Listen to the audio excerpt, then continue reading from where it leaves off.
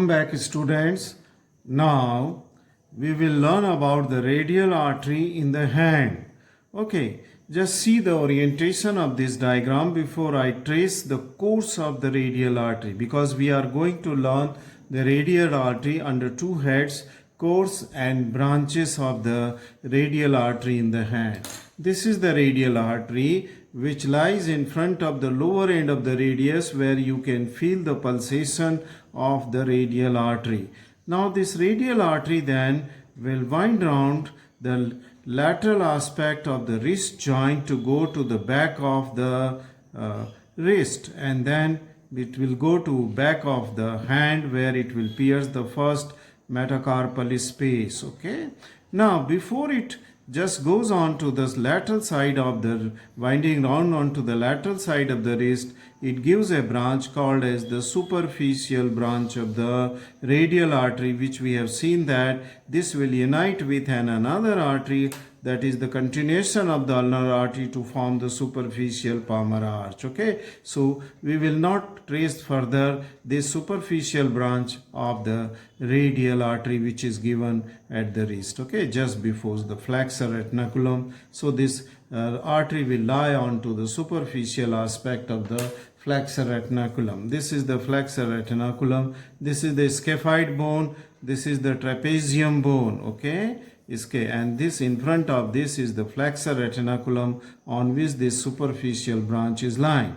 Now then there is a ligament here extending, okay, on other side, on the side, lateral side of the wrist, and this is the lateral ligament of the wrist joint. Okay, so I have just drawn here the lateral ligament of the wrist joint. Okay, so this artery, okay, leaves the forearm by winding backward round the wrist. Okay, so this is the wrist and it is bonding. This is the first metacarpal, this is second metacarpal, so you can orient it. Okay, we are seeing the wrist from the front. Now this artery is winding round and going on to the back.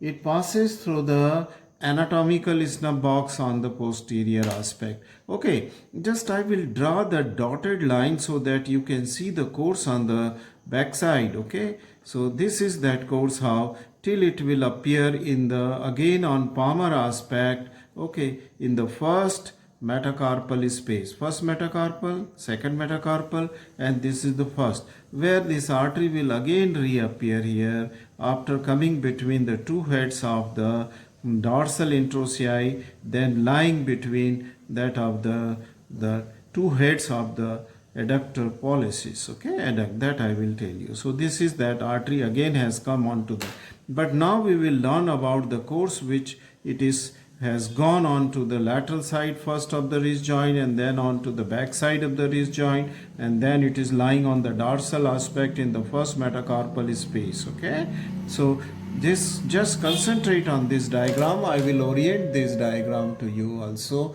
Now this is the radius, okay, and then this is the bones, scaphoid and the trapezium, scaphoid and trapezium. Now this is our same ligament, the lateral ligament of the wrist joint is here. See this extending here onto the lateral aspect, and this is our same artery which is winding round. First it lies onto the lateral side of this ligament, then it crosses this ligament, and then it lies onto the back side of the wrist joint. And here, since I have said you that this is the dorsal aspect of the radius bone, okay, this is radius, this is the dorsal tubercle of the radius is here, this is the scaphoid bone, okay, and this is the trapezium bone, dorsal aspect. Here in this diagram it was the anterior aspect, now it is scaphoid and trapezium from the dorsal aspect. Okay, now this area, this is the first metacarpal and this is the second metacarpal from its dorsal aspect. Okay, so now this area is the where the posterior aspect of the scaphoid and trapezium, on which this radial artery is lying here and then going towards the medial side here, and it is, this space is bounded by another ligament. Let me draw the ligament with some other color. Okay, this is the tendon, and this tendon is that of the extensor pollicis longus. Extensor pollicis longus. See this tendon winding round this tubercle and then coming to the first metacarpal. Okay. Yes. So this is the tendon of the extensor pollicis longus. And then I will draw the two other tendon to just complete the boundaries of the scaphoid fossa. This is the tendon which is coming from the medial, I mean on the lateral aspect, crossing to this ligament, lateral ligament of the wrist joint, and this tendon is also going towards the back side of the first metacarpal. This is the extensor pollicis brevis. Extensor, let me write here. This was the extensor pollicis longus. In short, I have written. So this is the extensor pollicis brevis. Okay, and this tendon is the tendon of the abductor pollicis longus. This is the tendon of the abductor pollicis longus. So I have just drawn these tendons here. Three tendons are there. Abductor pollicis longus. Pollicis means thumb. Okay, going to the thumb. So these are the three tendons which are going to the thumb. Okay, here both the tendons are crossing to this ligament. I mean lateral ligament of the wrist joint. So this is that anatomical snub box. Okay, this area. That floor of this is formed by the dorsal aspect of the scaphoid and trapezium, where this artery is lying. Okay, you can feel the pulsation. Okay, in the floor of this by the radial artery here. Then this radial artery will come to lie between the first and second metacarpal bone, where the muscle is present here, and this is the dorsal interossei. This is the first dorsal interossei. Okay, and this artery then will just go between the two heads of the dorsal interossei, medial and lateral. Okay, and disappear, and it will go anteriorly. Okay, so this is the radial artery course. Then it is going between the two heads of the first dorsal interossei. But before it is going to the palmar aspect, this gives a branch here. See this branch, okay? And this branch which is given here is called as the first dorsal metacarpal artery. So this branch is, I'm writing here, the first dorsal. There will be other dorsal metacarpal. First dorsal metacarpal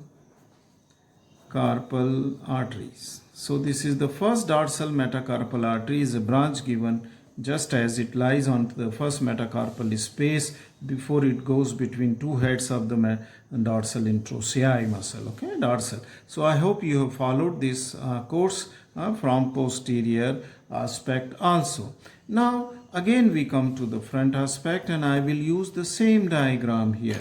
Now I had told you that this will come here by between the two heads of the dorsal interossei, and then here it will come on the palmar aspect, okay, by passing between the two heads of the adductor pollicis. There is an oblique head which comes here to the first metacarpal here. I mean, see here crossing to the first metacarpal, and then there is a transverse head coming from the third metacarpal shaft. There will be a transverse head will be going here like this. Okay, let me draw this transverse head. It will be going like this, and then this is the oblique head. So between the oblique head and transverse head, this artery will come out. Okay, it will come out, and then it will lie at the basis of the metacarpals. Okay, it will cross just above the basis of the metacarpal, going to the third, just above the third, then fourth, and near the fifth metacarpal, base of the fifth metacarpal, that means on medial side, this is joined by the deep branch of the ulnar artery, okay, which we have already seen. Deep branch of the ulnar. The main trunk of the ulnar artery had formed the superficial palmar arch, which lies here at this level, but this is the deep palmar arch. So this is the ulnar artery, deep branch of the ulnar artery.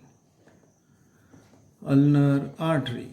Okay, and this is just anastomosis is taking place on the medial aspect, okay, where this deep palmar arch is formed. So now it is deep palmar arch which is lying deep to the all tendons, flexor digitorum profundus, superficialis, and is very close but lying onto the dorsal introsei. Okay, just superficial to the dorsal introsei.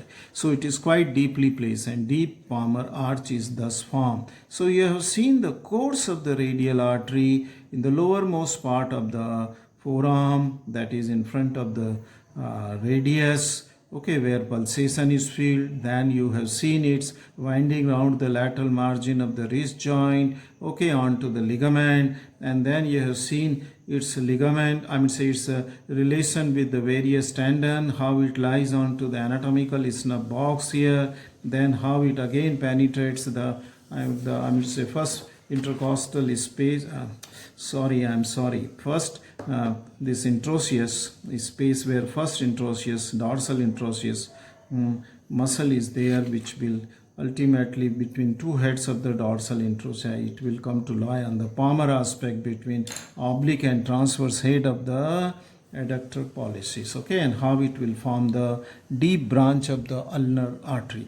Deep branch will be anastomosed with the deep branch of the ulnar artery to form the deep palmar arch. Now let us come to the branches of this, okay, and in the branches, so first part we have covered its course, its various relation, and now we are coming to the branches, and let us see the branches are three branches or two branches are sometimes considered of these. The first branch is the first dorsal metacarpal artery, which we have already seen here on the dorsal aspect. This is the first dorsal metacarpal artery which is on the dorsal aspect of the hand in the first space, okay, metacarpal space, right, between first and second metacarpal bone. Then second branch which will come out, okay, let me draw this branch, yes. The second branch which will come out is the princeps pollicis, okay, this is that branch, princeps pollicis, which goes towards the thumb, okay. So this is the princeps pollicis, second branch, princeps pollicis. Pollicis means the thumb, and this princeps pollicis is the second branch. The third branch, just very close to it in the first intermetacarpal space, this is given, and it goes in the index finger. So this is called as radialis indicis, radialis indicis branch, okay. So this is the radialis indicis branch, okay. Now, so these are the three branches, and then the artery itself, the trunk of the radial artery, after giving this three branch itself, it continues as a deep palmar arch, okay. It is continued, which will anastomose with the deep branch of the ulnar artery. So this forms the deep palmar arch, okay, and we have already seen that this deep palmar arch will give the three metacarpal branches, okay, which will anastomose with the digital branches, okay, and then it will also give the perfor. That is the separate story, the branches of the deep palmar arch, okay. But here it completes the radial artery in the hand, and applied importance you have already known, that is the collateral circulation of blockage of this will help. So this anastomosis is for the benefit of the circulation in case of the blockage. This completes a short note on the radial artery in hand. Okay, thank you very much for watching.